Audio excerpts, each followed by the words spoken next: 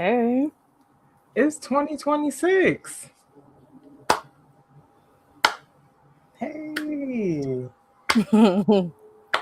Happy New Year, y'all. Y'all know Happy how New it is. Year. Happy New Yeah. Year. Okay. We happy to be back. We took a little hiatus, People need rest sometimes, so we're not robots. We ain't AI. So human beings take a rest sometimes. So thank y'all. I hope y'all got some rest too. Yes, this is the time for us. It really is. Mm-hmm. I really don't feel like anything should really start popping off to the spring. That's correct. To the That's spring, right. okay? Like everybody should just be in their house planning, resting, recovering while we in the winter because nobody want to really be outside anyway. Exactly. I mean, it's frigid outside. Also, if you're not wearing thermals at this point, then I don't know what to tell you. You're a psychopath. That's what this is. If you're anywhere on the northeast corridor and you're not wearing thermals, I might be questioning your decisions. Mm. Okay, because that's very important. But yeah, Roxanne, how you been? How you been doing? All right. Good. What's up, Spin Dog?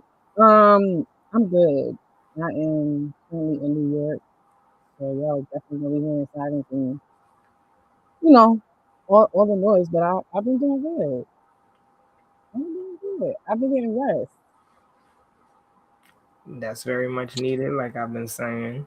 Yes, and it is brick. Yes, it is brick for sure. Absolutely. Like I've had to leave my heat on like the whole day. Like, because if I turn it off, it's like a refrigerator in my house. if I turn off the heat, it's that cold. Like, you know how it says 1 degrees, but then it says it feels like this.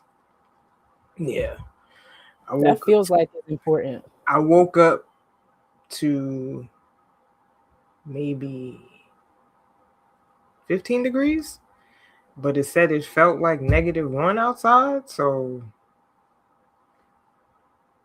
yeah, that's kind of crazy, right? -1 is sick. Yeah, when you start seeing them negative numbers, you just start, questioning life at that point. Like, yeah. All right, y'all, but welcome. It's episode 113 of the 21 Titles Weekly Recap. Wow. It's the new year. Got some New Year, same goals, really. New Year, same goals. We're really here to, you know, keep the conversations going, right? Thank y'all for being here again. 7:00 on Sunday is our time. We welcome you. I'm Brittany, aka Wellness Brit, and this is Chantee, aka Tay Gets It Done. And together we make up 21 titles. Essentially, we're just behind the scenes people that want to see the game grow, right?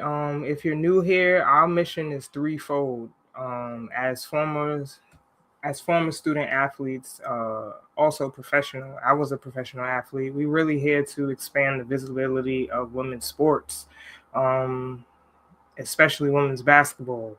That's really our niche. Again, Chantee played at the Division II level. I played at the Division I level. So combining our perspectives, we felt were very, very valid. We've been playing basketball for, and 2 decades, Chantee, if you want to say, playing and watching basketball for 2 decades. So, That's number one, right? Number two is really kind of connecting the community to the business of sports. We really feel that since, the NIL era has ushered in economics, all of this plays a part into, just college athletics, and it's kind of pushed professional athletics into college athletics. So we discuss the business of sports because we feel like it's very important for us to understand the behind the scenes inner workings, what's going on behind the scenes, right? Like today we're going to be talking about some CBA updates with the WNBA. So like talking about their negotiations and, collective bargaining agreements, talking about NIL, brand deals, all that stuff. Is in our wheelhouse. Chantee is also an IP attorney, so this is what she does. She contract down, okay, contracts down. That's what she does. And then lastly, we kind of just like to introduce our community to innovative technology and things happening in the culture that have to do with the business of sports and things. So we kind of have a lot of intersections that we kind of meet at and vantage points, but overall, we're here to just have a good time and talk about the things that we love. Okay, so today we're gonna start with some sports news. Then we'll get into some business of sports news with the WNBA Unrivaled is debuting season 2 tomorrow, so that's very exciting. We got some stuff to talk about. College sports news. Tom Izzo was in the was in the headlines talking about eligibility. So was John Calipari. So we'll touch on those things, and then we'll wrap it up with some culture, talking about how Steph Curry, who is out and facing forward investor in Unrivaled, actually hooked up some of the UConn alumni with some of his sneakers. So we'll talk about that today. So let's get into it. Sports news, women's college basketball recap. Let's get it, Roxanne. I'm just gonna start off by saying Vanderbilt just won. I'm jumping ahead because we're gonna be recapping the games from this past week, but Vanderbilt just pulled off a big win against LSU. Wow. For this to be the first day of like conference Play. game, yeah, it's been exciting to see. I think before this week, um, in comparison to last year, I will say that the games haven't been as exciting, for lack of better words, to watch. There's been a lot of blowouts happening. But today, yeah, I'm gonna stick a pin in Vanderbilt versus LSU, and we can start off talking about um, California versus North Carolina. That game was on the first day in 2026. So that was January 1st, and this was a game where I was introduced to Navarre. Okay. In North Carolina. Wasn't familiar with her at all. But what I will say and what I did learn is that she is a two-way player. She plays extremely hard on both ends of the floor. From what I understand, she's also in the running for Defensive Player of the Year, I believe, with Hannah Hidalgo. She's just really pesky on defense, and she has a high motor. That girl has a very high motor, and she makes great decisions on offense. She's a Stanford transfer. Okay. She transferred in this year, and she played well against California. What I will say is, what I should have started with was that North Carolina won 71-55. And North Carolina was being very aggressive on defense very early.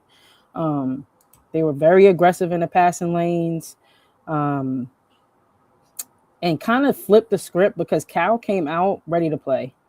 They were up 0-9 very early, but all of that kind of went to shreds after UNC picked up their defense and made a few runs. Shout out to Sakima Walker, who also is a transfer from South Carolina. Yes. She had a very slow start in the beginning of the game. The first half, she was in foul trouble. Okay. But I also learned, because this is my first time watching Cal play this year, she's the second leading scorer on that team. So her presence was definitely needed. And the fact that she was in foul trouble early on, you could tell that Cal was missing her real bad in that first half. She had 3 early fouls in the first half. But yeah, no, long story less long. Again, this was my introduction to Navarre. She ended with 16 points. She shot 7 for 14 from the field. She had 3 rebounds, 6 assists, 4 steals, just filling up the stat sheet. That girl is good. She's a really solid guard who makes great decisions, great decision maker. And wanted to give her a shout out, but that's how that game went for UNC. Obviously, they lost today, and we'll get to that a little bit later, but Yeah. that's what happened on Thursday with UNC. Moving on, there was another game on Thursday. We had South Carolina playing against Alabama. I didn't catch this full game, but I do know that Alabama came into this game undefeated. Tania Latson is still out. Obviously, she's hurt. Yeah, we're gonna get to Notre Dame for sure. She was still hurt, and they're missing her. South Carolina's missing Tania. Even watching today, they miss her. But South Carolina got the win 83-57. Joyce Edwards had a great game. She had 25 points, shot 11 for 18 from the field, had 4 rebounds, 1 assist, 2 steals. Then you had Olcott. She had 11 points. I believe she was in foul trouble this game too. But she shot 5 for 13 from the field. She be missing bunnies. I seen her today missing a few. She got to hit those. But again, I didn't watch this full game on Thursday, but that's just my very brief assessment of that one. Again, South Carolina won 83-57. Thursday was heavy. Then we had Florida versus Tennessee. And Tennessee actually won this game 76-65. Liv McGill was doing whatever she wanted on Thursday. I ain't gonna lie. Now I only caught the second half, some of the second half. I didn't catch the first at all. But she finished with 32 points. She shot 13 for 24 from the field. I told you she was gonna get 30. That girl puts the ball in the basket. She do. She's gonna get she hoops. Like, she's just a hooper.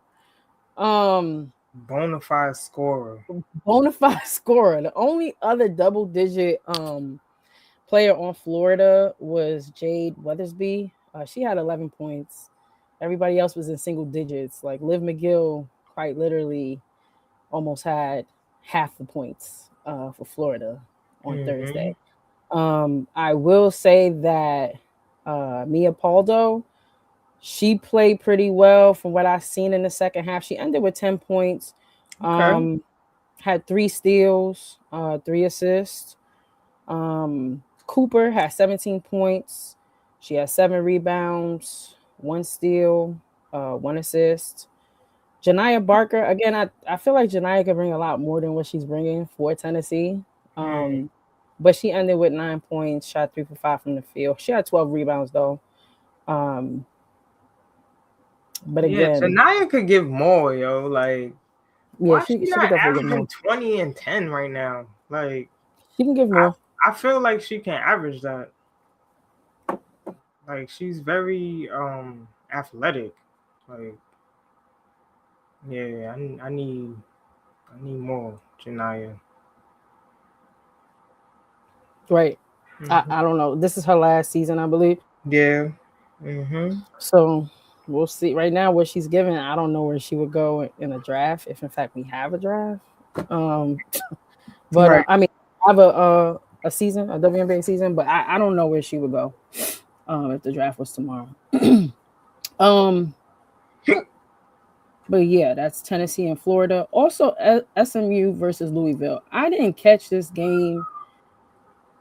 I wanted to, because I haven't seen SMU play all season. Yeah. Um, and I wanted to know how they were doing this season. They're 7-8 right now. That's their record right now. But nonetheless, Louisville won 91-58. Paulina Paris. If you haven't seen our interview with Paulina, please check it out. We interviewed her last year. Yep. And she Check was it in out. Arizona. Yes, and she transferred to SMU. She had a good game. She scored 20 points. She shot 8 for 15 from the field. She had 3 assists, 2 rebounds. She had a good game. She was actually the only player on SMU in double digits. So they were really, I mean, they were struggling on offense. Right. Louisville, really balanced scoring. And they've been making a run on just and just they're clicking on all cylinders at this point. Um, Right. I know early on in the season, Brittany and I talked a little bit about us wondering how they were gonna look because they were missing, they were missing offense last year. But they're starting to click now. And one thing they do well is play defense. Okay. And Tanaja Roberts, she had 15 points. The big girl, I don't want to wreck her name. I say this every You time say when we talk that. about Louisville, but number 11, that's a big body. But she had a good game too. She had 11 points, 4 rebounds, 2 steals, just really balanced scoring for Louisville. Again, they left with the win 91-58. Notre Dame versus Georgia Tech. This went to OT. This went to OT. Georgia Tech left with the win 95-90. Hannah, she had 26 points, shot 10 for 25 from the field, had 10 assists, 8 steals, 4 rebounds. Like, 8 steals is crazy. she puts it all on the line. Like, even today, like, one thing Hannah's gonna do is she's gonna leave it all on the floor.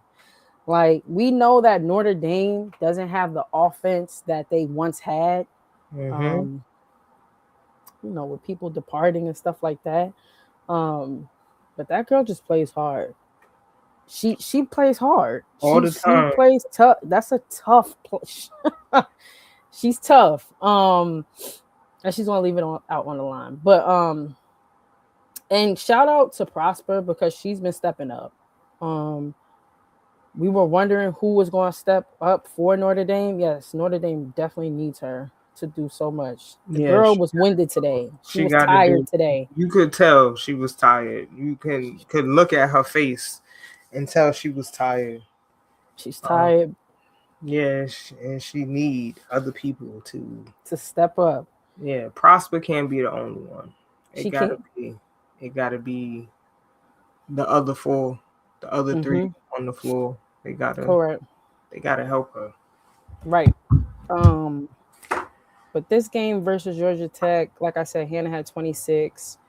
Prosper had 19. It was balanced scoring, honestly, throughout for Notre Dame. Yeah. However, they got out rebounded 36-42. And yeah, Georgia Tech, Walker on Georgia Tech had 33 points, shot 10 for 17 from the field, 10 rebounds, 6 assists. Foster, 22 points, 9 for 15 from the field, 4 rebounds, 2 steals. I mean, not for nothing, Georgia Tech shot better from the field. They shot 53%, whereas Notre Dame shot 47%. Um, and honestly, had Georgia Tech made at least half of their free throws, they shot 5 for 21 from the three. They shot 5 for 21 from the three.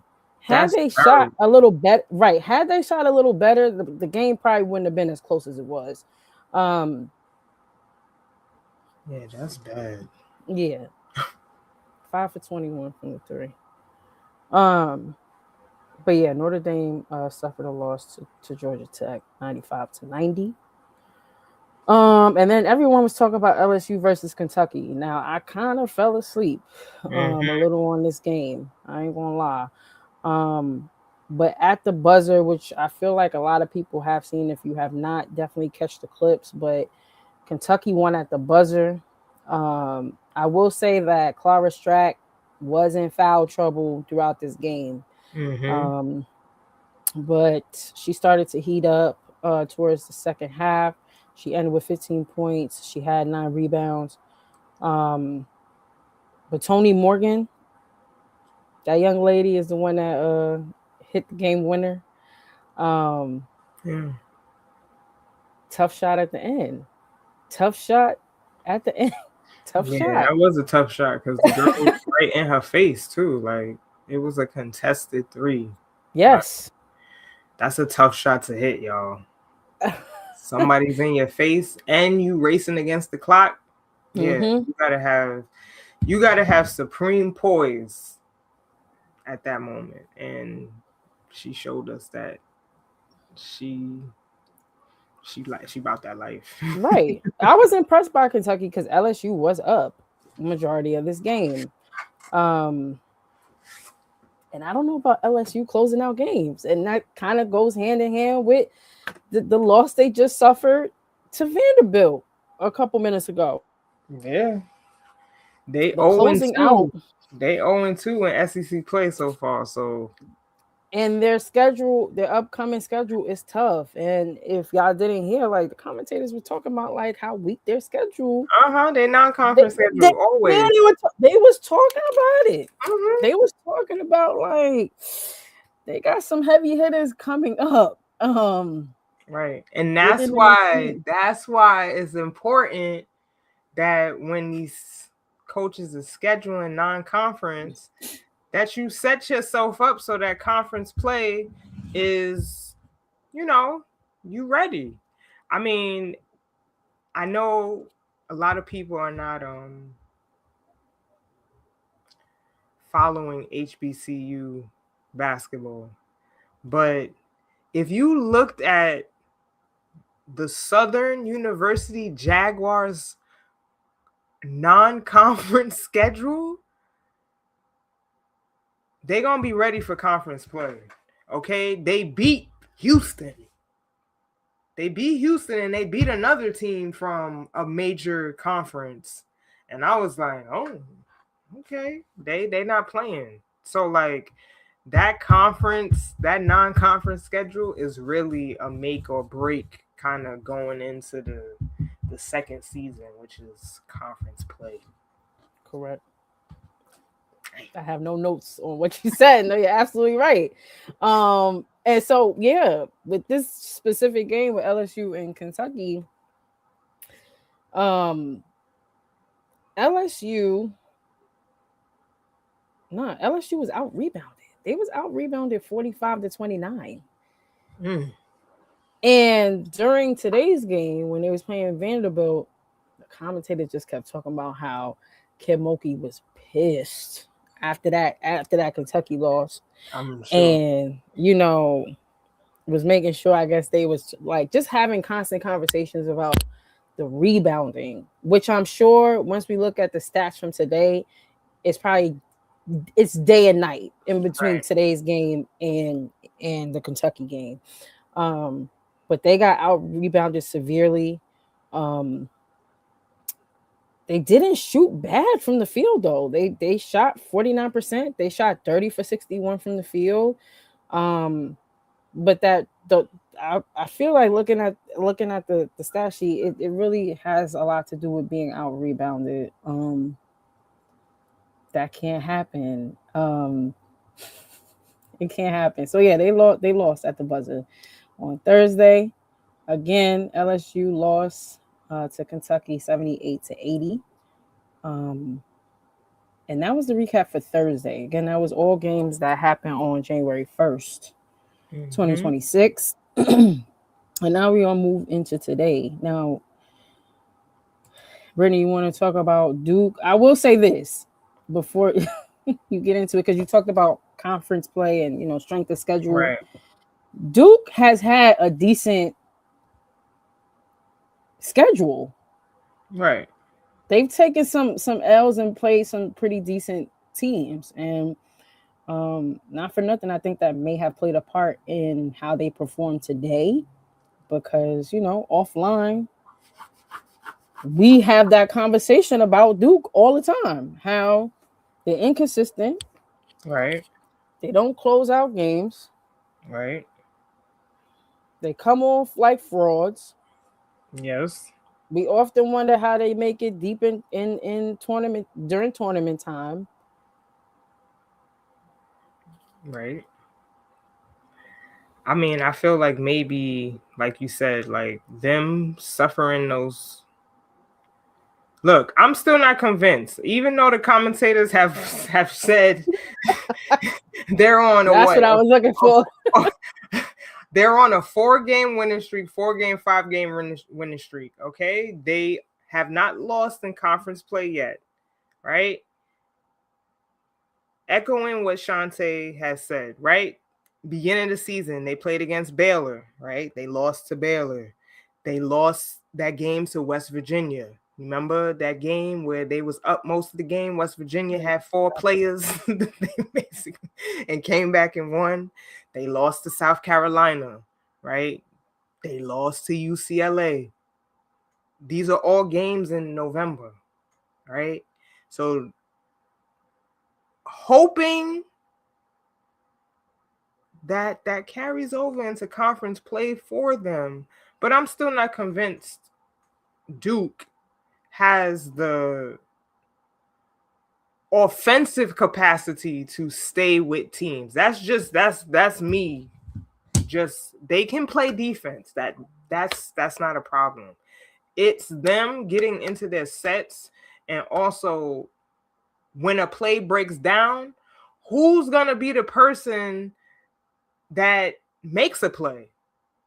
Mar, she's Tiana Mar. I think she showed up today. She had 20 points. I believe she had 20 points. She had 23. Today. And she had to fight for those. Right. A lot of the time, because Hannah was on her ass. Correct. And her and Hannah was going back and forth. I seen the little tension between them two, okay? Like, it was a going back and forth, but I love that she stood her ground. But it's not gonna be common where I'm gonna see Mar scoring 23 points a game. Like, I just don't see that. Like, Toby, she had a really good game today, really solid game. She had 20 points. She was 9 for 16 from the field, 7 rebounds, 5 assists. Like, she did well. Okay. I really need Ashlyn Jackson to step to the front. Ashlyn, baby, you got to shoot the ball. She got to shoot the ball more.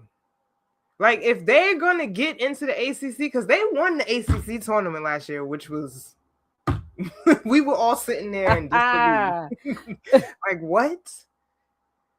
If they are going to go deep in the tournament, it's because of Ashlyn Jackson. Like, she's the X factor. She has to score and light it up. Like, I feel like she can be the alpha female on that team that takes them to the... She was showing a lot of emotion today. Like, you've seen her show a lot of emotion. She didn't score that much today. She had 13 points. She was 4 for 12. She didn't really have a good shooting day, but her taking care of the ball and shooting the ball. She has 6 turnovers today. All right, so that's Ashlyn Jackson. She's the X factor for me.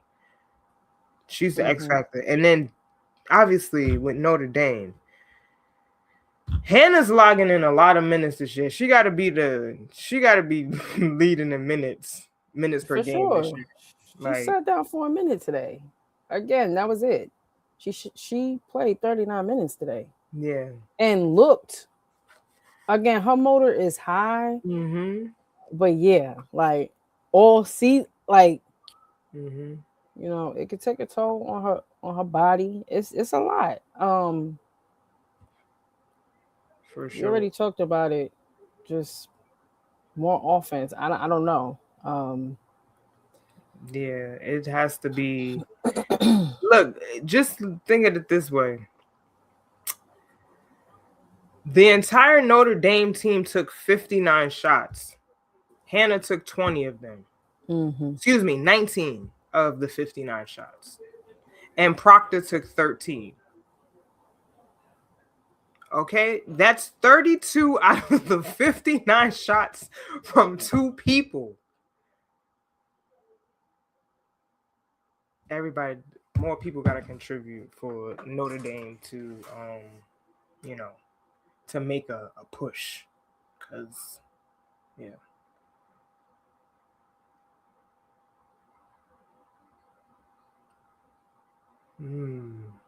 Yeah.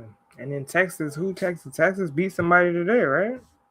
By 4 though. And I ain't, you know, the games were all that was a close game. I didn't think that it was gonna be that close of a game to Ole Miss, right? They won by 3, 67-64. I know that Jordan Lee had a good game. She had a good game today. Let me see. Yeah, she had 17. She shot 6 for 12 from the field, 50% from the field. She had 4 rebounds. She had 3 turnovers, 1 assist. She had high for Texas. Madison Booker is right behind with 15 points. And then Brea Cunningham, she had 10. Cody had 19 for Ole Miss. Lattimore 17. So yeah, again, all these games were on at the same time, but that is true. Yeah, Texas should be. Yeah, they had a tough schedule. They did, and my dad is saying he's like Vic Schaefer getting recruits. He's getting people to come there. So like, my dad's starting to talk like that. Then you know, he's on his way. Vic Schaefer's on his way because you know he has. They got to the Final Four last year. That was the first time in a long time for him getting to the Final Four. Within the next few years, I'll say the 2 to 4 years, Texas is going to win a national championship. I'll say that for sure.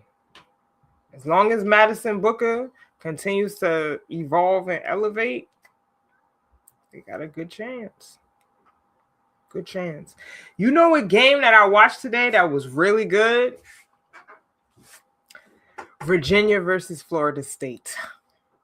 I didn't catch that. Okay. Hold on. Let me pull up the box score because this was an exceptional game today. It went to double overtime. Okay. So like I was in and out of this game. I was on the phone, my dad talking, doing some other stuff, and then my dad asked me, he's like, "Hey, who won the game?" I'm like, "I don't know." I go back outside. It's in the first overtime. So I was watching the game, and I really want to give a shout out to Bronx, New York native on the University of Virginia, Paris Clark. She had an exceptional game today. A really exceptional game. And it's really crazy to me that she's a senior now.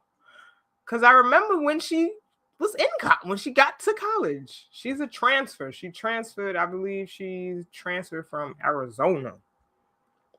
She went to Arizona first and then transferred. Okay. Old girl scored the first 8 out of Virginia's 12 points. Okay, she came out the gate focused. Okay, I was really impressed with her style of play because I feel like I haven't seen her play in a while, right? Like after she transferred from Arizona, I feel like she kind of faded out of the faded out of the scene, but oh girl, she's the leader of that team. Okay, her and Kamora Johnson. Look at it. I mean, they logged in 50. She logged in 50 minutes today. Paris Clark have played 47 minutes. She had 22 points. She was 8 for 15 from the field, 4 of 7 from the 3-point line. Okay, very, very high, efficient. 8 rebounds, 4 assists. Okay, her partner in crime, Kamora Johnson, 10 of 21 from the field, had 31. Okay, 5 for 12 from 3. Had 11 assists. Old girl almost had a triple-double, 8 points. Like, she was out there going. I was like, yo, I like Virginia. Virginia's pretty good. And then also, too, Florida State got a lefty. Her name is Soleil Williams. I'm sorry. I didn't know who you were, young lady. I did not know who you were before today. Today, yeah, she put me on notice. She's only a sophomore, and she's from Cincinnati, Ohio. She had 28 points. She was 11 for 17 from the field, had 5 rebounds, 1 assist, 0 turnovers. Okay, Shavers, also another good point guard on Florida State. She had 18 points. She was 6 of 16 from the field, 7 rebounds. Like, I really like guards that rebound. Like, we starting to see guards become more like definitive in their rebounding skills, because like I think that's one thing I wish I could have did better when I was playing, like been a better rebounding guard. Like, for me to be so, big, I could have rebounded the ball a little bit better. But seeing guards get 8 rebounds, 7 rebounds, like that's really impressive. So yeah, just keep Virginia and Florida State like on y'all radar. Virginia looking like a really good team. They 12-3 right now. So I'm happy for Paris Clark. That's BX all day. And yeah, that's the game that I watched today. Thank you for that, because I definitely missed that game. Yeah. Spin Doc, right. I stumbled upon this game. This wasn't even a game that I prioritized today. It was like literally you know what? That's the beauty of basketball too, right? Because you anticipate in the game, you don't know how it's gonna go, but you watch and it turns out to be a very fantastic game. So this was like one of 3 games that went into overtime, double overtime today. So what y'all sipping on Sundays? I actually played in a triple overtime game in college, and probably one of the most exhausting things that you could, like, triple overtime. Yeah, we won that game, but that was a game. I will never forget our Mentee Price put a 40-piece on our head. Our Mentee Price. Where is she? Where is our Mentee Price? Wow. She put a 40-piece on our head, but we came out with the win that game. But it was a hard game to win. It's a hard game. 3 OTs for sure. 3, and that's why it's important, the conditioning, right? That's why we talk about that. The thought out of my brain, like that's why that's important. That's why you run that track. That is why. In the preseason, right? That's why we do that, because you have games like that test your endurance and test your decision-making skills when you're tired. Because that's really what this is about. How can you make great decisions when everybody else is tired? Okay? Because that's what's going to separate you. That's what coaches look for. How are you making decisions when you're tired? So keep that in mind, folks. That is, and I think that kind of wrap up basketball, sports news. No, we still got some. I mean, South Carolina beat Florida today. Yeah. 74-63. We talked about Texas and Ole Miss. You just talked about Virginia. Iowa State versus Baylor. That was a good game. Yeah. That was a really good game. Iowa State was coming into this game undefeated. But Baylor gave Iowa State their first loss today. They won 72-70. It was a tight game throughout. What I will say is in the first half, Audie was audieing. Yeah, she had, I think, 18 first half points. They weren't fronting her in the first half. She was getting whatever she wanted in the paint. Now, come that second half, and shout out to Coach Collin of Baylor for making that adjustment. Right.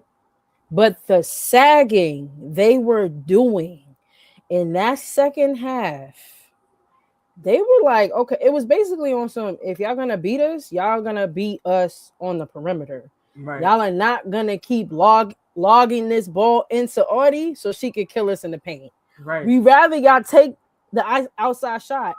And so they were sagging so heavy on Audie that Jada Williams and all the guards were open, and they were so open that they was hesitant in shooting the ball. That's they crazy. were stopping and not shooting at all. I'm like, yo, this is crazy. Jada Williams shot 11 for 28 from the field. She didn't shoot that well today. She still ended up with 28, but she did not shoot well. Right. She's the only, and then Addie Brown shot 1 for 7 from the field. They shot 38% from the field today. 27 for 71, which lends to my point. Shouts to Coach Collin of Baylor for making that adjustment. Audie still finished with 26. She shot 11 for 20 from the field, had 10 rebounds, 1 assist.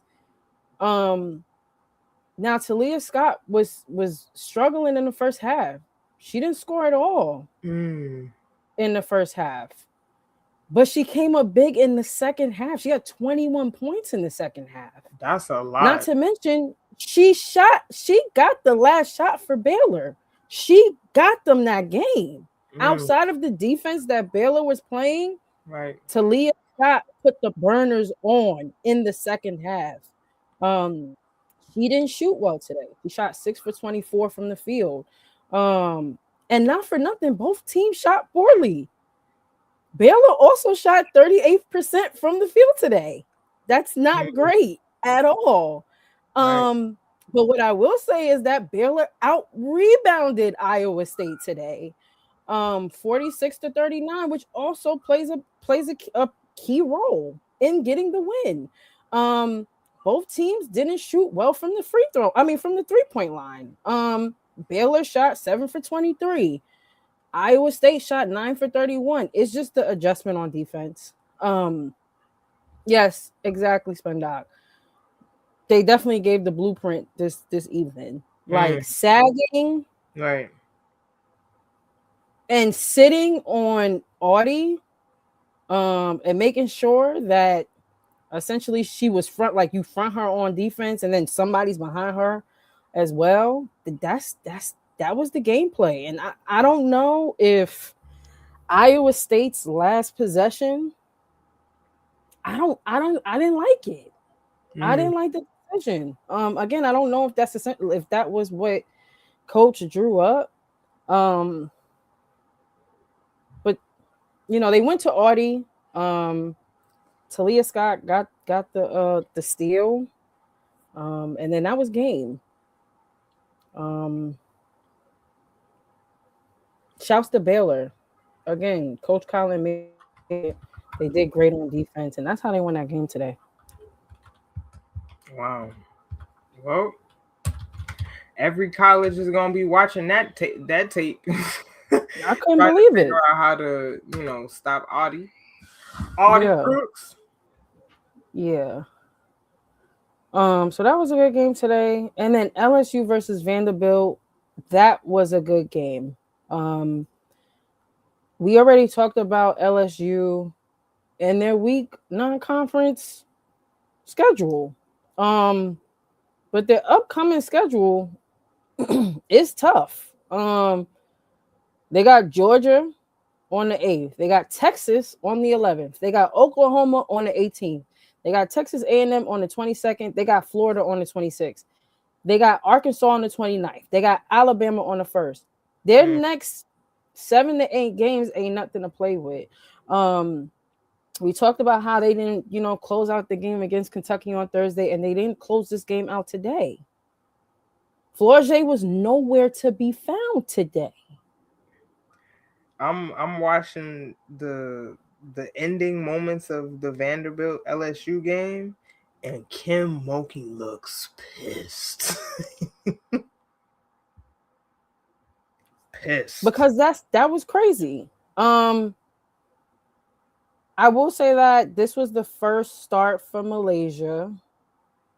Okay. It seems like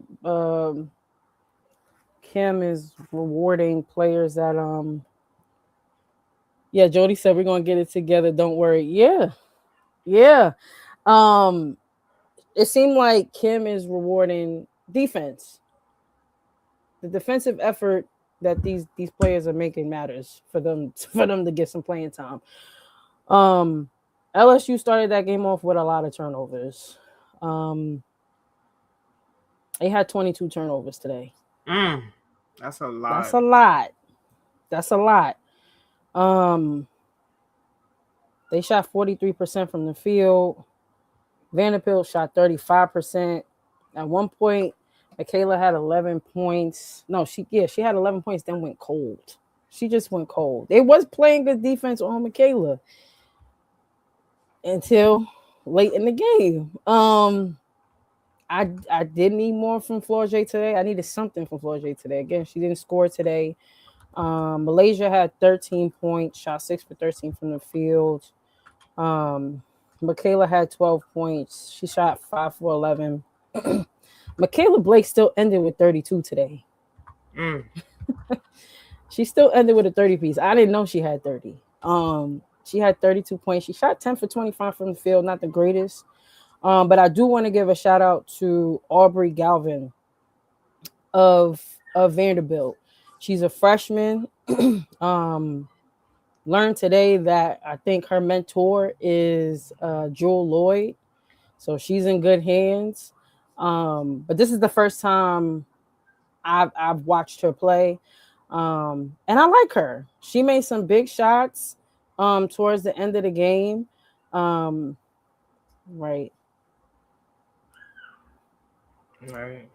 20, that's a lot. That's a lot of turnovers. Too many. So yeah, long story less long, it was a good game. When Brittany and I started this episode tonight, the game was still going on. I didn't know if Vanderbilt was going to be able to pull it out.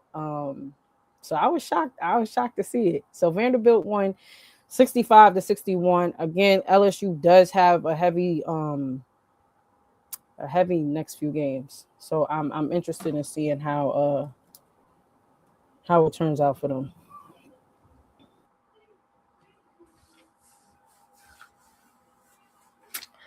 Like it. All right, I think that wraps up sports news. Yes, that is all of sports news. If you miss anything, make sure you go back and watch that. We covered games from this past week and today.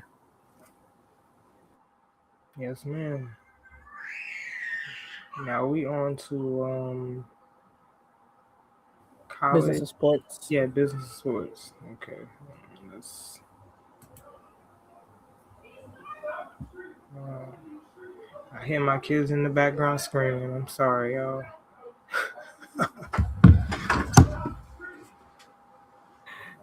You good? All right. Unrivaled season 2. Mm-hmm. It's almost like that came fast. That came fast. It did. 2020 It did. fast. So it's It did. I'm looking forward to it though. I didn't see the Stud Buds yeah. stream last night. They were streaming last night. Uh, I think at like 9:30. I seen clips. Yeah, no fee, and Brittany gonna talk about that. Yes, no fee. Mhm. Great Fees, segue. no fee, which is crazy to me. But the players they gotta be healthy to play. So just kind of wanted to talk about Nafisia Collier's injury. Some key details that you guys should know. But this was reported earlier this week that Nafisia Collier will undergo surgery on her ankles. Not one, two, both of them. Sidelining her for 4 to 6 months and forcing her to miss the upcoming unrivaled season, the league announced on Thursday. What is very, I would say, encouraging, though, even though this is a very heavy moment. The operations are scheduled for the first week of January, and it will be performed by Dr. Martin O'Malley, right in New York City. If you did not know, this is the same doctor that performed Jason Tatum's Achilles tear, also Tyrese Halliburton's Achilles tear. So he's Kevin really Durant. like He's the go-to. he's a celebrity doctor. If we want to say, like, he's the go-to guy. I would like Dr. Martin O'Malley to oversee my surgery. Okay, so just some details about Nafisia's uh ankle injury. So she has a grade 2 tear of 3 ankle ligaments and a shin muscle in her left ankle. Okay, so when we talk about tears, grades of tears, there's 3.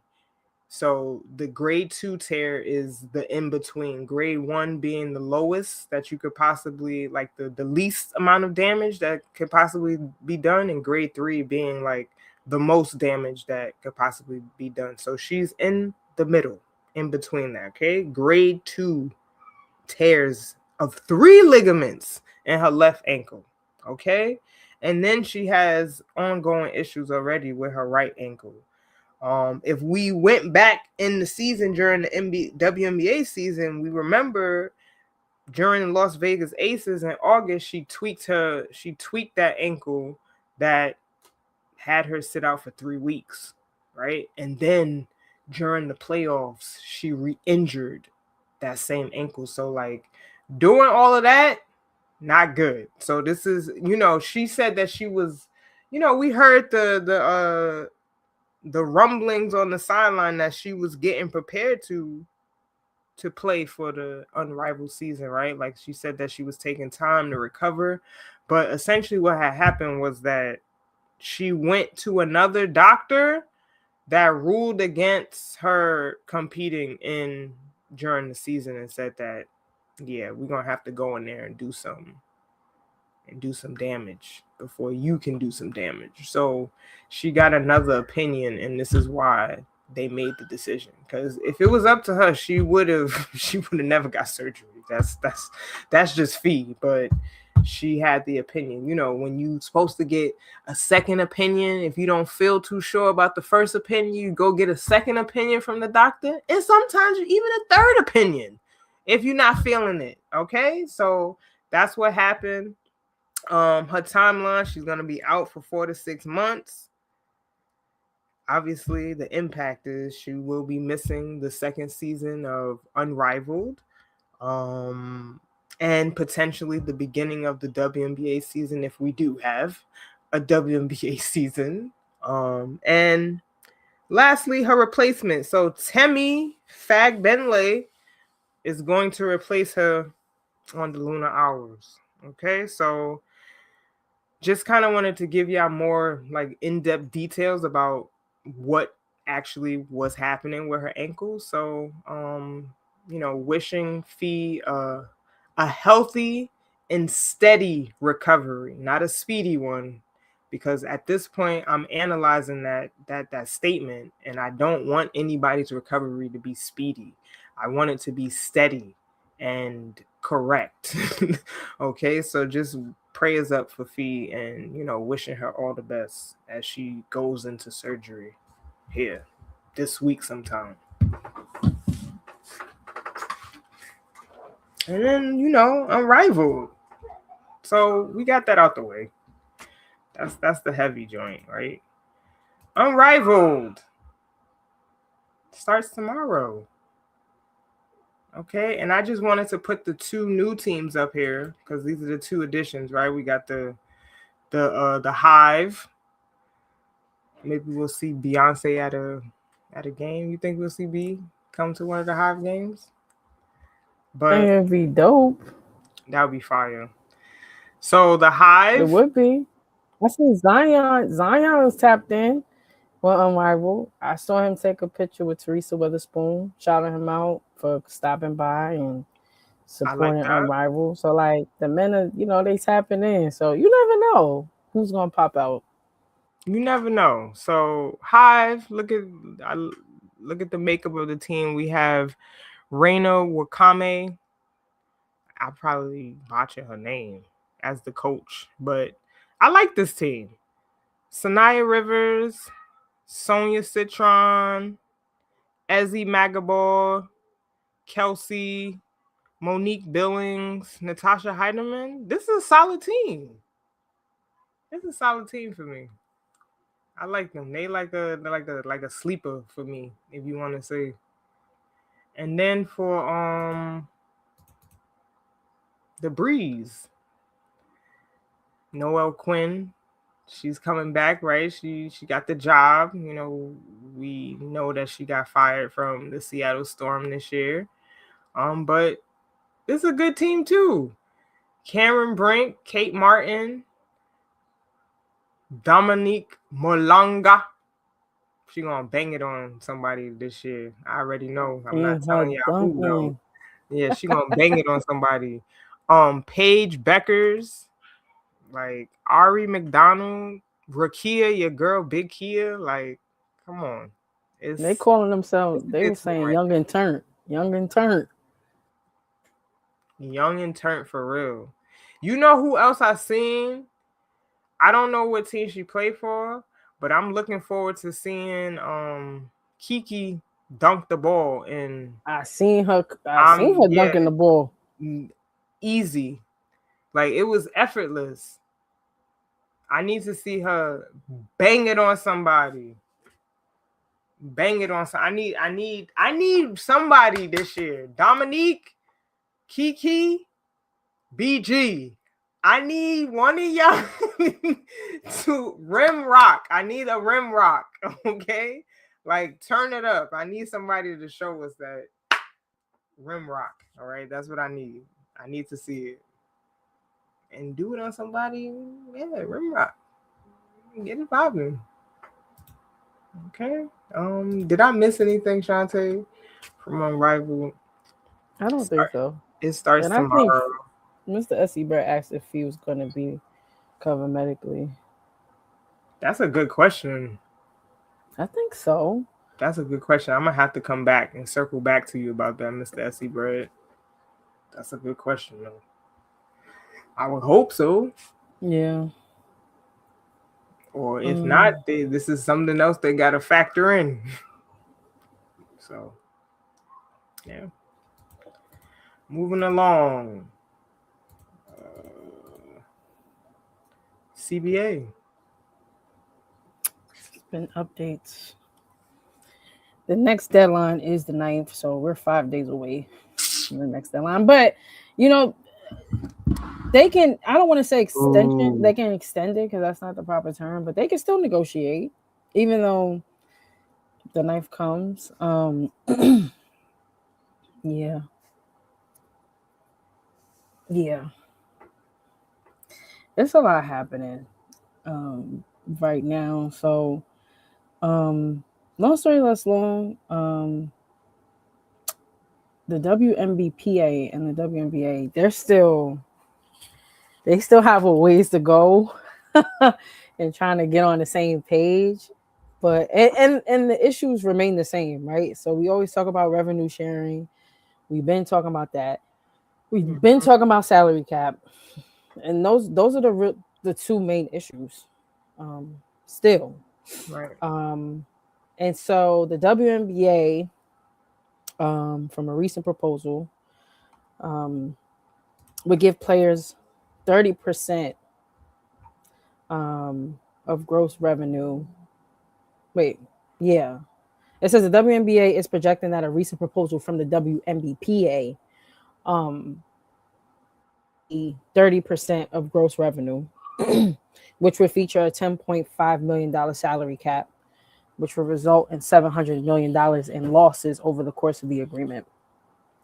The WNBA is saying that such losses would actually jeopardize the league's financial health.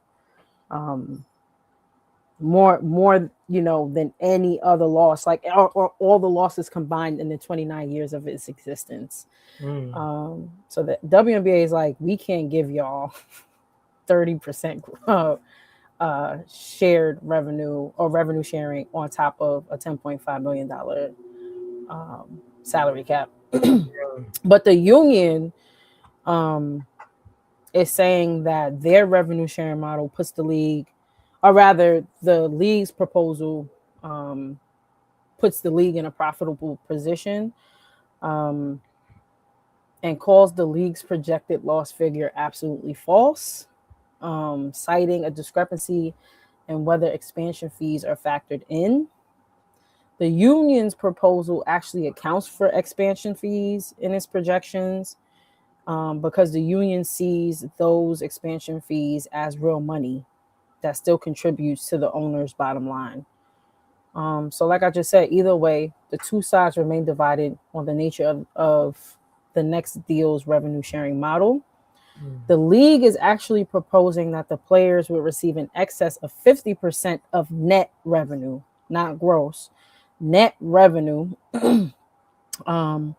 While, like I said earlier, the union is proposing a system in which the players would receive about 30% gross. And that makes a difference because gross is all the money that the league makes. So that's TV deals, ticket sales, sponsorships, merch, etc.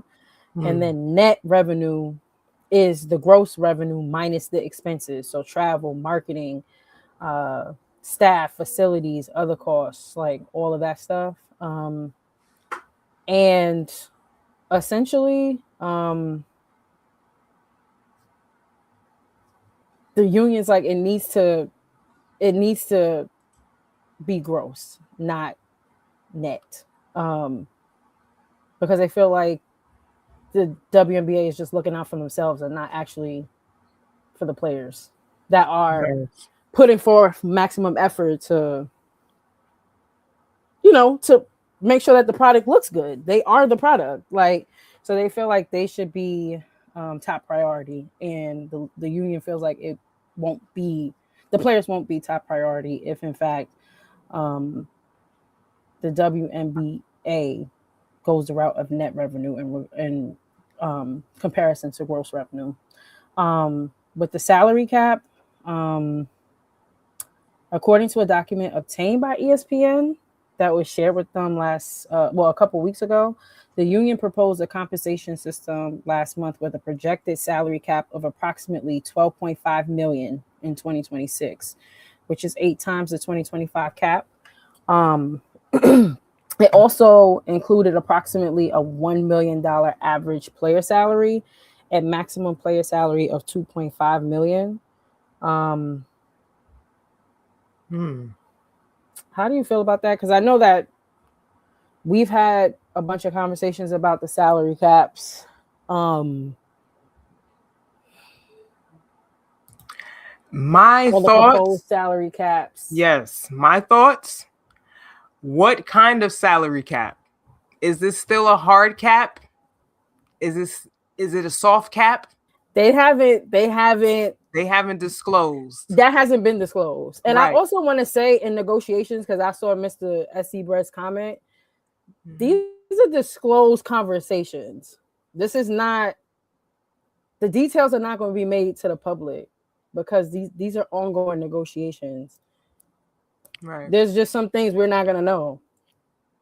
Right. We're not going to know because we're not in the boardroom. We're not in these offices. We're not going to know.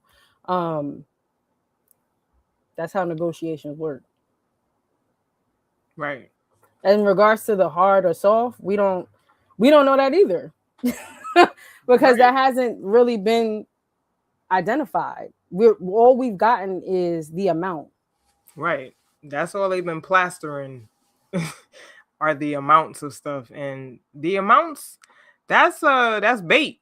That's just bait. That's like dangling a carrot in front of a rabbit. Like it's all right. The gesture is there, but what does the fine print really mean? Right? Before this, everybody didn't even know that the revenue sharing was incremental and had to hit targets, right? Like before conversations were had, right?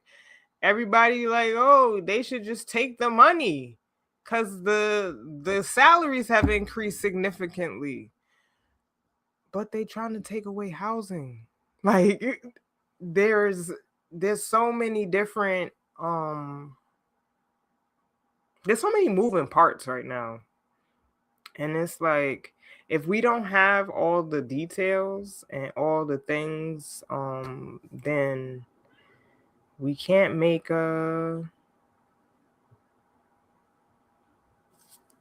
we can't make anything. Right. So we can't do anything. These are still ongoing conversations because nothing's been confirmed. Like down to housing. So like the WNBA is like, okay, well, if in fact y'all gonna be making more money, we may not have to give y'all bread for housing because y'all should be able to cover your own expenses. Again, that is another issue that's on the table. It's not necessarily like the most, for lack of better words, relevant issue, but it's still an issue that's in negotiations. Like, and how dare they even say something like that? Because like y'all, what? Players getting paid overseas millions of dollars and y'all still covering their housing costs. So like, what are we talking about? At the end of the day, I just want to know that if we do go to a lockout, it's because the owners are not they're not bending on what the players want. I don't want to see a lockout, but then again, I do want to see a lockout because I want to see them stand on business and get what they deserve. Right. And it won't be easy for them either. Like, that's another thing. Sure. Like, them moving forward with the strike means they may not get medical coverage. Right. They may not get the coverage that they need while a work stoppage is happening. That's also something to consider, but that's part of, like you just said, standing on business. Because they're not just thinking about themselves, they're thinking about the players that will be entering into this league for years to come, right? The future generations. Correct. So this is, long story less long, it's going to be ongoing conversations because we're in unprecedented times in the W. Right. Period. This is we're close to striking. This is unprecedented. So it's going to be a lot of conversations. it's going to be a lot of articles. It's going to be a lot of information being trickled out little by little. Right. Sounds like a strike is needed if ownership is not pressured with the start of the season and revenue loss. Yeah. Mm-hmm. Hold the line. Hold the line. We'll have to see. But those are the updates. The latest deadline is January 9th. Again, that's 5 days away. They're going to continue having these conversations if, in fact, a strike, just because the 9th comes and goes doesn't mean conversations are going to end. They're going to continue. I see conversations continuing as Unrivaled happens. Now these players are going to be in the same vicinity even more now amongst each other. They're going to be meeting. They're going to be having conversations. Right. It's this is a great way for them to congregate. I see constant conversations continuing to happen. But we'll see what happens. But that's the update right now with the CBA.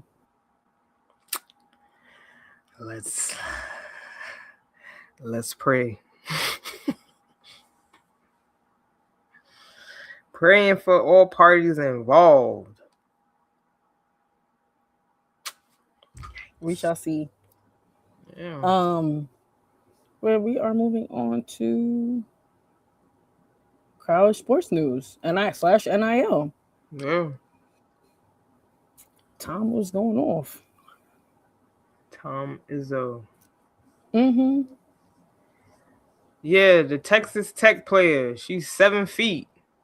Yes. Yep, I seen that go viral. I want to know how good she is, though. I want to know her skill set. I need to. They should have sent videos of her practicing. I want to see her dunk. I want to see something. Yeah, y'all so enamored with how tall somebody is. But when we got a point guard that's 5'2" and is a floor general, people questioning whether they can move on to the next level. That's a good point. All right now. But that's a good point. Your boy Tom Izzo. See, I like coaches like Tom Izzo because it needs to come from coaches like him. Long tenured, experience, win tested, battle tested, right? Because what's going on in the landscape, the NCAA, y'all got 1 foot in, 1 foot out. It's like y'all doing the hokey pokey now. It's they doing the hokey pokey because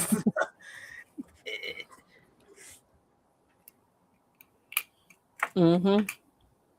Yes, shame. I wish I had the clip from Game of Thrones. Shame, shame, shame, shame on the NCAA. Mm-hmm. mm-hmm.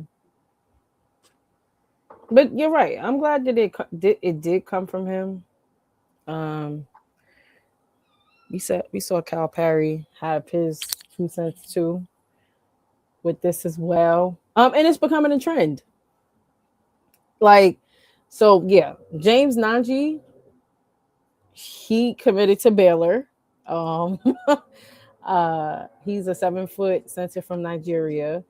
And like I said, he was going to Baylor and he played professionally. A lot of these players are coming from the G League, they're coming from overseas, but none of them have played directly in an NBA game, which is why the committee, I think, is given a pass right now. I don't see like an actual NBA player. Like, I'm going to use the most extreme example, which would be like a LeBron James going, hey, I never hooped at all in college. Come back and play. We won't probably see that. But right now, for G League players, overseas players, that's what we're seeing. And so James Nanji, he just committed to Baylor on Christmas Eve, What I forgot to mention was that he was a 31st overall pick in the 2023 NBA draft. He's He still got drafted. Yes, he got drafted, but And did not now play. he got drafted, did not play, but now he's returning to college. That's right. He's 21.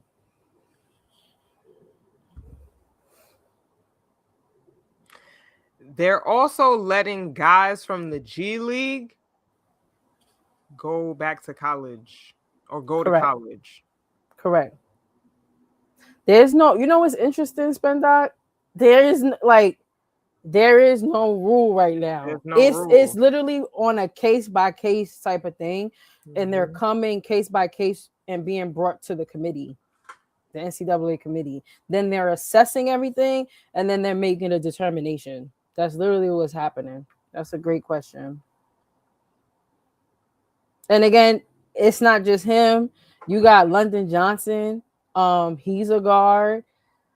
The NCAA committee allows him to go back and play collegiate basketball. He's joining Louisville next year. He has 2 seasons left of eligibility, despite him having played 3 years in the G League. So he's another one. So like, yeah, and then you have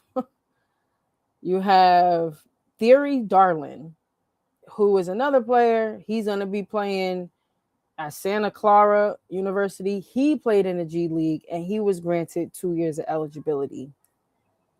uh-uh. This is And there's one more player, last name Jelovic, overseas player. He currently hoops at Kentucky. And he was ruled a sophomore by the NCAA. He played overseas. And so yeah, he got some eligibility left too. So he has 2 more years. yeah. I don't know what to say about the NCAA. Like the NCAA, the NCAA is like it's like a tweener, like a kid that's you know not yet a teenager, but they about to be. Like they trying to figure out life. Like they about to hit puberty.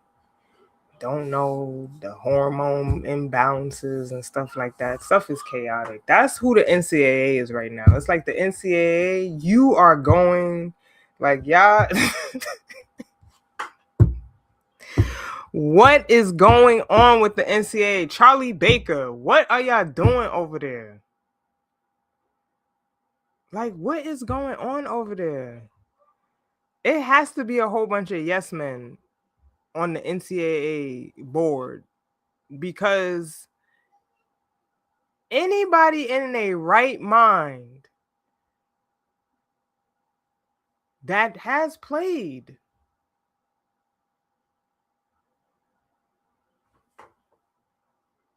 understands how. Well, I understand life is unfair, but this is really on a case by case basis. Seems So, like that. what is the criteria for y'all to say no? I don't know.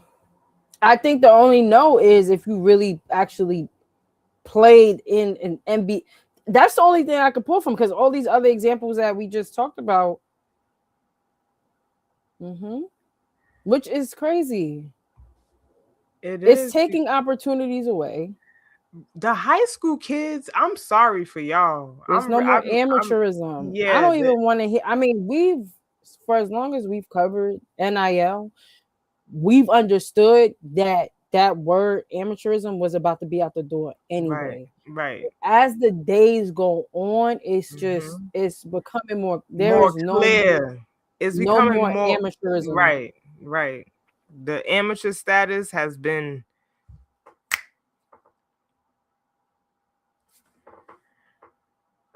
They're gonna have to do a lot, Spindoc.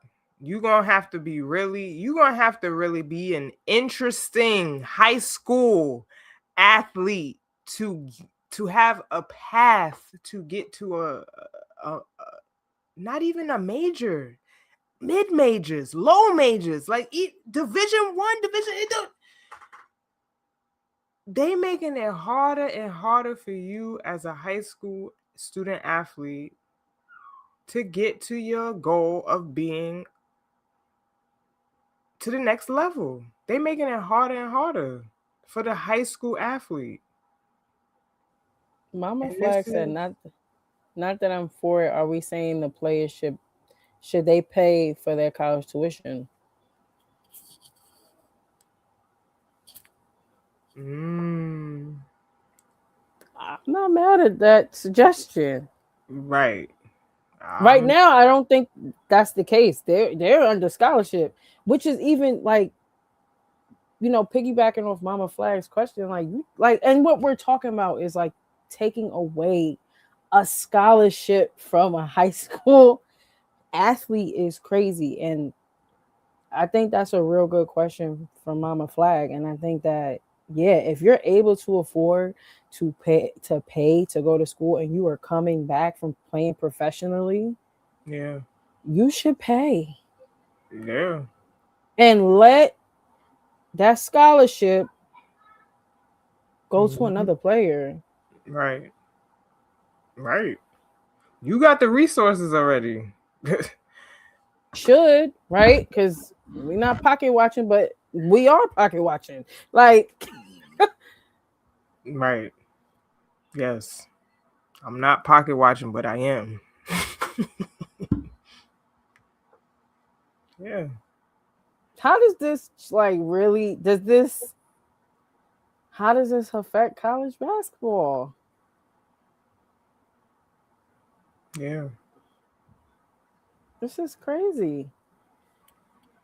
So yeah, I'm glad he did say something. I did see some coaches on some like, well, these are the rules, and we're working in the parameters of the rules. That's what some of these college coaches are saying. Like, if these are the rules, these are the rules. We're gonna work and we're gonna work with the rules. Y'all are funny because y'all know if it was something that wasn't as favorable for you, you wouldn't be saying that. That's a fact. And that's nasty. Mm-hmm. That's nasty. Look, they gonna do whatever they can to be competitive. Like,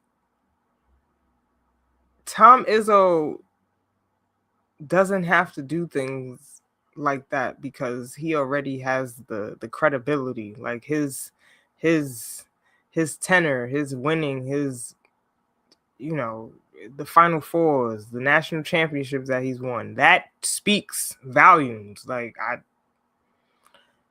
if a kid want to come to my school, they want to come to my school because they want to come play for me and they know that I coach hard. I really just don't like how the NCAA is flip-flopping. Like, I don't like this. Cause like there's guys that play in the G League for mad long. Like, and they gonna get granted eligibility to come back, like, to play in college. You ain't play all 4. Like, it's the NCAA. I don't know.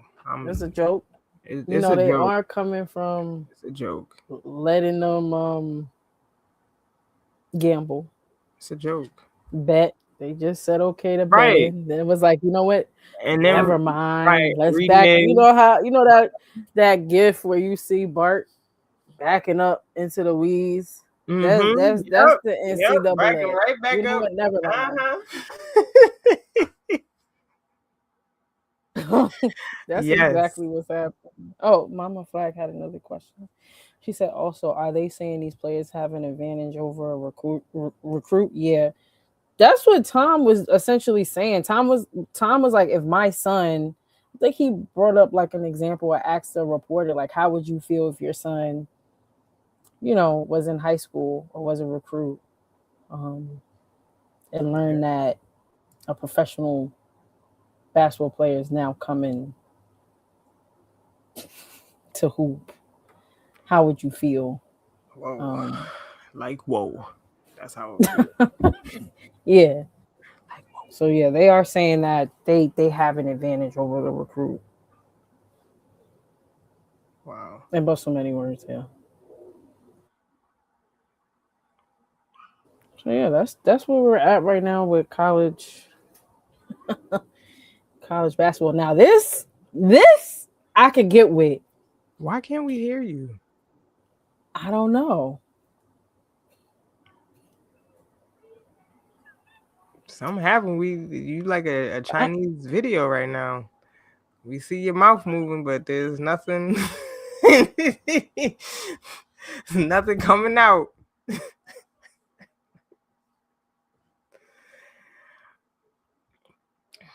you hear me? Okay, we can hear you now. That Yeah. Spencer heard me. Oh, Oh, all right. okay. I didn't hear you. No, whatever works. Like I was scared because I already know the issue. so I'm glad that y'all can hear both of us. Now, this with Penny, I can get with what Penny's doing. Mm-hmm. I Yep. can get with this. I watched the next game. I watched some of Memphis game, the next game after he started doing this. Right. Because he was doing this because of one specific player, Aaron Bradshaw. Yeah, he got He benched wasn't playing, or something, right? yeah, he wasn't playing to his full potential. Now, when I watched Memphis a few days ago, he was out there rebounding, looking ready to play. Okay. He was looking ready to play. But I like this. Penny Hardaway, he's finding players for violating program rules. If you show up late, you're getting fined. Right. You're not dressed appropriately, you're getting fined. Yeah. And that's the strategy he's deciding to use throughout the rest of the season. And he made it clear that he wasn't the only coach doing it, that there's other coaches doing it. And I know, some people had questions like, is this illegal? Is this going against any rules? But right now the answer is no, because he's not doing anything to coerce NIL compensation. He's not doing anything like quote unquote illegal. He is utilizing team rules, which Brittany has had team rules. I have had team rules. Yeah. There's internal rules that your coaches come up with that you have to follow. Yeah. And if you don't follow them, there will be repercussions. And in this case, the repercussion is losing out on some NIL of your NIL money. Right. And that's it. That's gonna make you change. If you losing money, that's gonna make you change. That's gonna make anybody change. You hit somebody in the pockets. Watch how fast they react. Watch how fast they move. Happening. And that's what's happening. Penny understands that too, right? Because Penny has been a professional athlete herself. Mm-hmm. And Penny is trying to prepare them for what? Life. Because sports is not just about sports. Sports is about the lessons that you learn, right? Accountability. This is called accountability. It is. Because it's crazy. When our accountability was, and that's not to say that it doesn't include running. Right. But that was our only running, getting benched. Right. Lessening of playing time. But now there's, like to your point, there's an added layer. Right. Not only will all those things be there for you, but now you losing money, like you just said. Yeah, you're gonna tighten up. All those things you're gonna tighten up because all those things it's a gut punch. That's a fact. So Bradshaw, he was averaging 7.6 points and 3.3 rebounds, and then all of a sudden he's now averaging 10 points and 5.8 rebounds in a very short period amount of time. Yeah. Right. Right. Oh man, look, they tightened up. They tighten up. This is smart. This It is is. smart. Shouts to the coaches doing it. That's a fact. More need to do it because you know what? I'll go on home and say, look, if this was at Rutgers right now, if I was a student athlete at Rutgers right now, Coach Stringer definitely implementing this.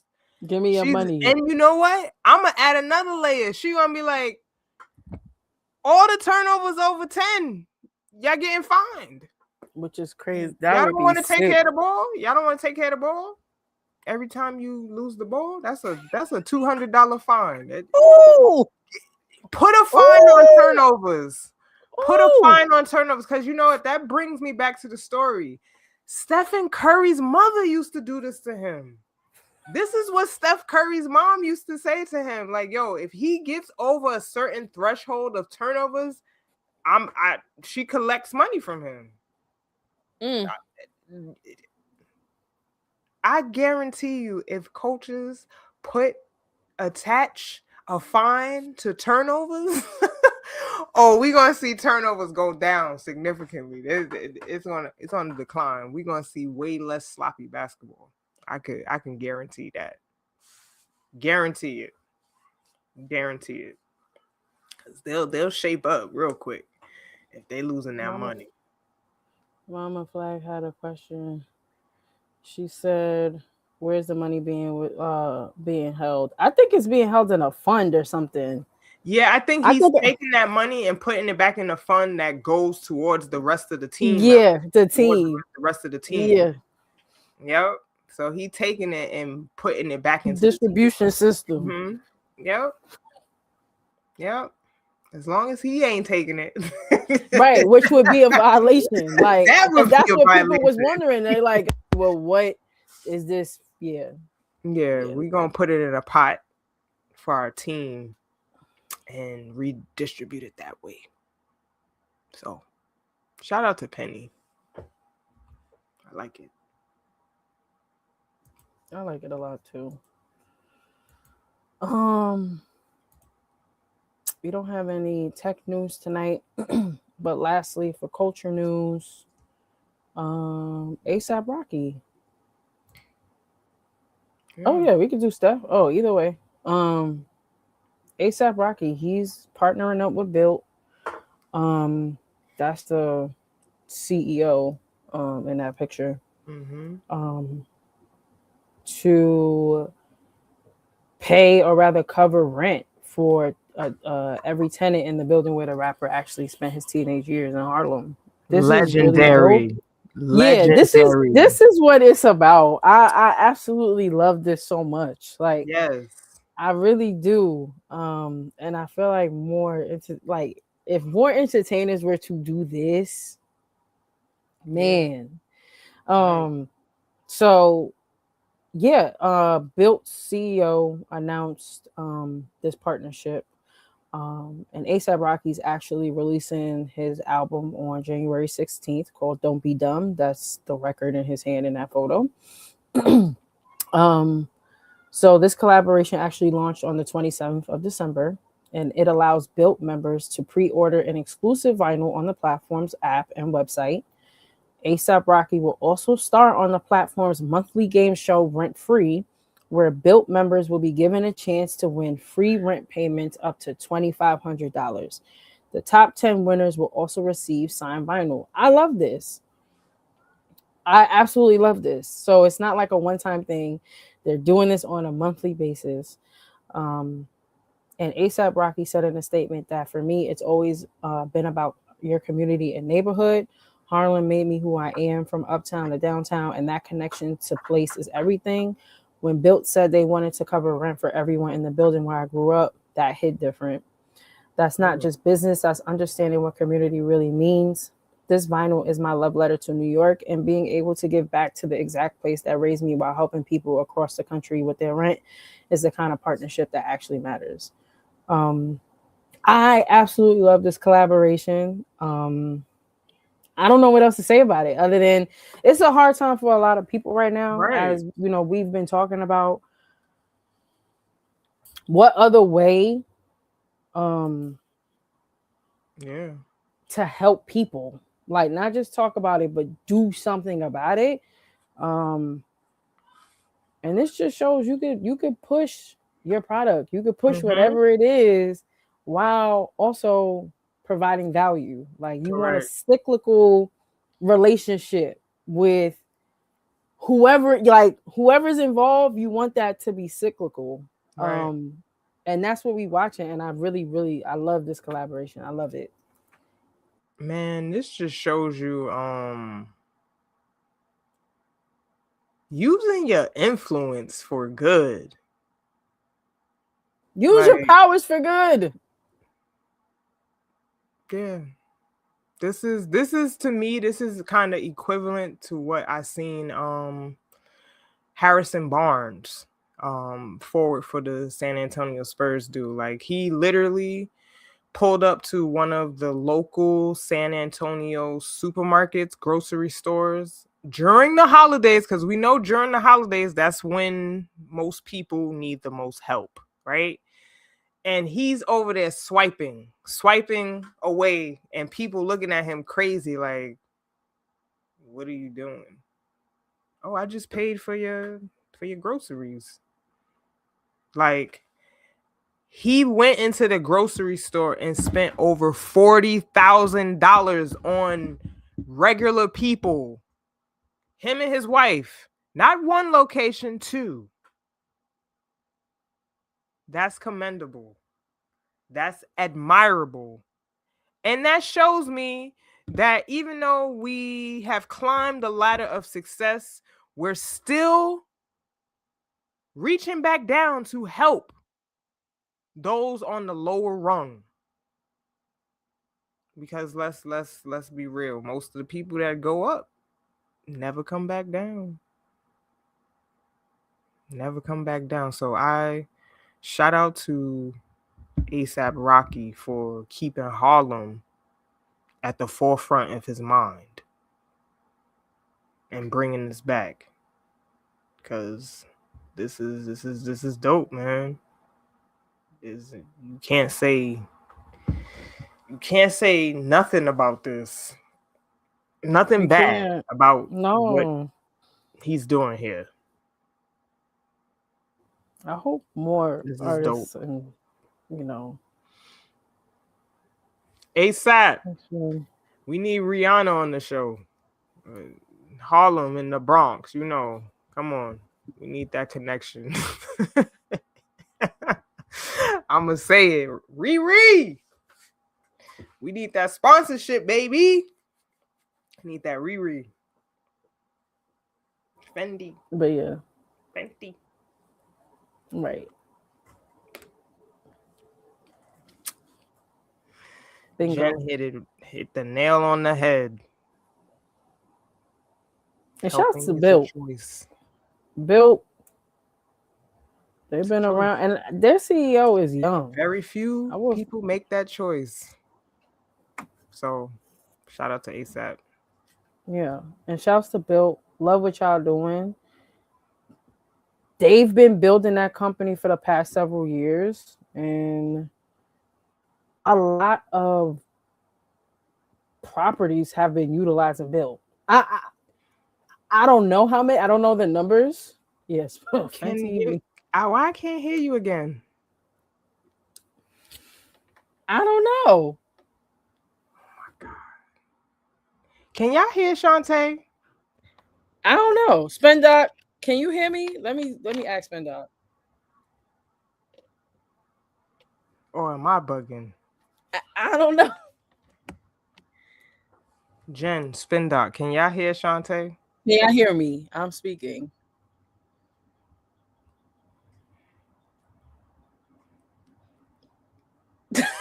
I don't know. I don't know. I don't Can you know hear me what now? that about. What did you do last time to come back? You did something? Spendot, say you can They hear can me. hear you. Why I can't hear you?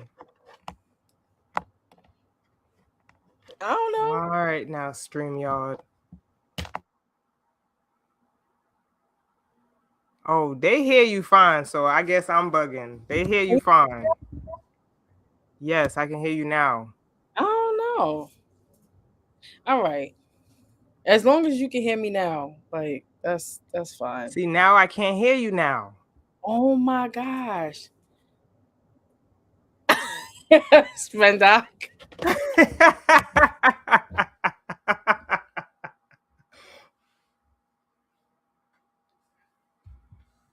Hold on, let me see something.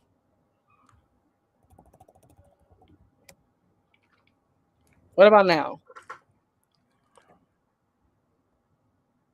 No? I don't know why I can't hear you. This is crazy, y'all, but I mean, we finna wrap up anyway. As long as y'all can hear both of us, then I don't know. That's crazy. Brittany, you still can't hear me? Now I can.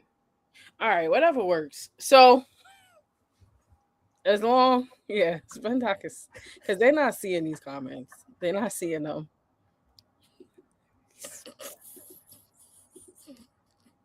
But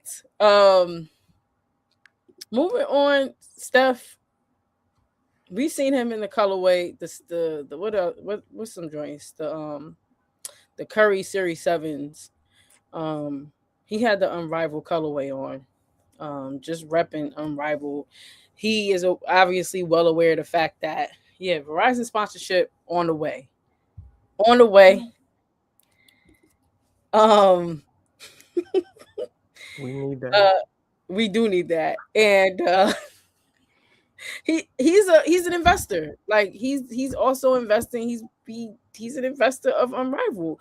When during their Series A fundraising round in March, he was part of the financial backers that was added. So he's a supporter of the league, and he had his sneakers reflect that. I thought that was fire.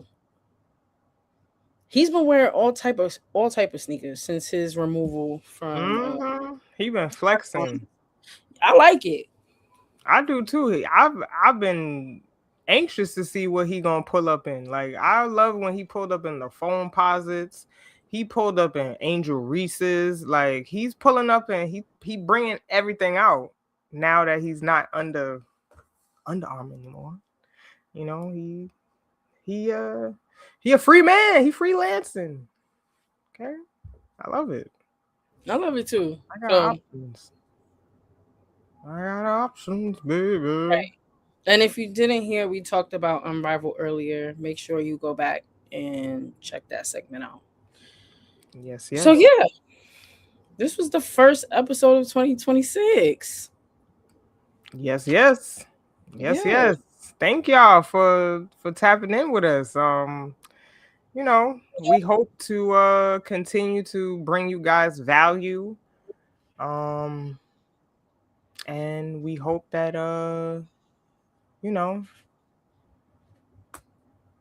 we just continue to grow and continue to do what we do. We appreciate y'all for sure. Mm-hmm. Make sure y'all please following us on every social media platform, Twitter, IG, LinkedIn, 21 Titles. It's all there. Unrivaled starts tomorrow. We do have team members from 9450 covering Unrivaled this season, so please make sure you're following the 9450 also. That is our primary partner for things. We have a podcast with them called Beyond the 9450, so please make sure that you're following that and listening to our episodes that come out on that platform as well. So yeah, thank y'all. Happy to be back. I feel like 2 weeks was like 2 years. Yes. It felt that way. So thank y'all for coming back and tapping in with us. We really, really appreciate y'all. Any comments, concerns, questions y'all have, please DM us. We love engaging with the community. So thank y'all. And we just hope that for everybody here, 2026 is a prosperous year for you. Understand that you can't want it if you don't work for it. So everybody's doing their New Year's resolutions, and everybody got the start and energy to begin, but it's really about how you finish. Okay, that's really what this is. So we in the new year. It's Q1. Write some goals down and see if you can check them off. That's really what this is. So thank y'all for being here, and we'll see y'all again next week. Peace. Deuces.